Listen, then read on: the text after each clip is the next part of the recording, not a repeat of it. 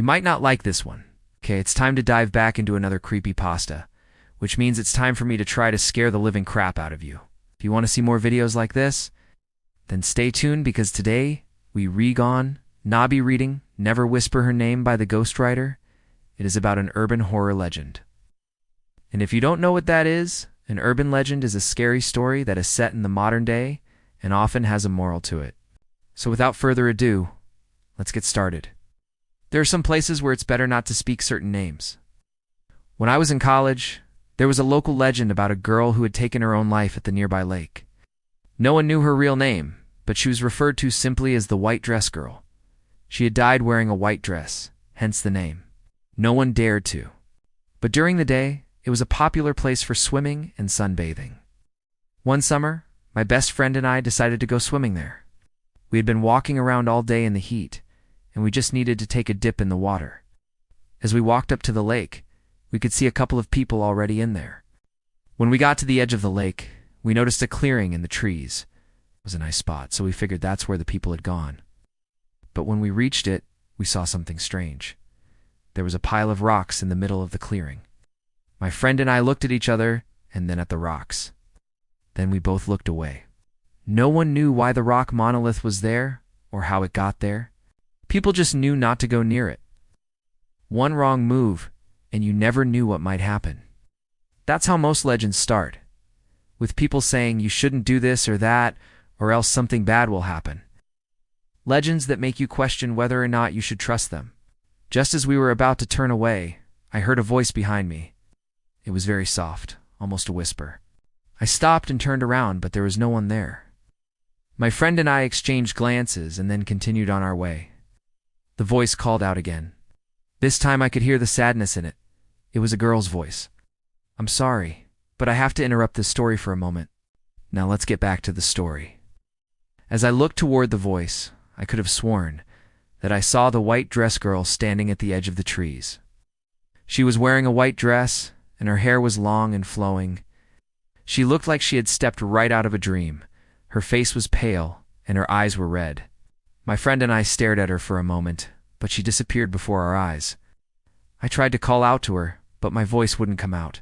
I couldn't believe what I was seeing. The white dress girl was supposed to be dead. Everyone knew that. But now she was standing right there in front of me. My friend put a hand on my shoulder and asked me if I was okay. I nodded, but I couldn't take my eyes off of the clearing.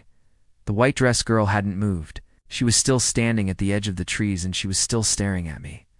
I felt a chill go down my spine, and I pulled away from my friend. I didn't want to talk to her anymore. I just wanted to get out of there. My friend and I started to walk away, but the longer we stayed, the more the forest seemed to close in on us. The trees were tall and thick, and the branches were starting to touch each other overhead. It was getting dark, and the shadows were growing longer. The air was getting colder too. I could feel the temperature drop as we walked. Then the voice called out again. It was closer now, much closer. I could feel the vibration of her voice in my chest. I turned around and saw the white dress girl coming out of the trees. She was closer now, and I could see the details on her dress. It was white, as everyone had said, and it was dirty and torn. Her hair was also white, but it wasn't clean. It was matted and tangled. Her eyes were red, like bloodshot. She looked horrible. I started to run, but my legs felt heavy and I couldn't pick up the pace. My friend kept glancing back at me, but I told her to keep running. I was scared. Really scared, and I didn't want her to see how afraid I was. I didn't want her to think that I was crazy. We ran for a long time, and I didn't look back once. Didn't want to see the white dress girl catching up to us. I just wanted to get away from her. Finally, we reached the road and I slowed down. My friend stopped running and turned around to face me. She looked pale and shaken. She asked me if I was okay, but I couldn't answer her. I was still too scared. I was still too afraid. I didn't know if the white dress girl was still behind us, or if she'd given up the chase. I looked back, but I couldn't see anything through the trees. All I could see was darkness. I could hear the sound of the wind blowing through the branches and the sound of the birds chirping, but I couldn't see anything else. My friend and I stood there for a moment, just staring into the darkness. Then we started to walk away. We didn't speak a word to each other. We didn't need to. We both knew what we had seen, and we both knew what we had heard. We both knew the white dress girl. We eventually found our way to a diner. It was late at night, and the only other customers were a truck driver and a woman in a black leather jacket. Sat down at a booth and ordered a coffee. I didn't want to tell anyone what I had seen. I didn't want to be laughed at. I didn't want to be told that I was crazy. How did she die? And why was she haunting me? I didn't know the answers to those questions, but I knew that I didn't want to find out. I just wanted to forget about her and move on with my life. The next morning, I woke up early and went for a walk. I needed to clear my head. I needed to get rid of the image of the white dress girl. As I walked along, I came across a group of kids playing. They were laughing and screaming and having fun. I couldn't help but smile. I remembered when I used to play outside as a kid. I used to love playing outside. Then I saw a little girl wearing a white dress.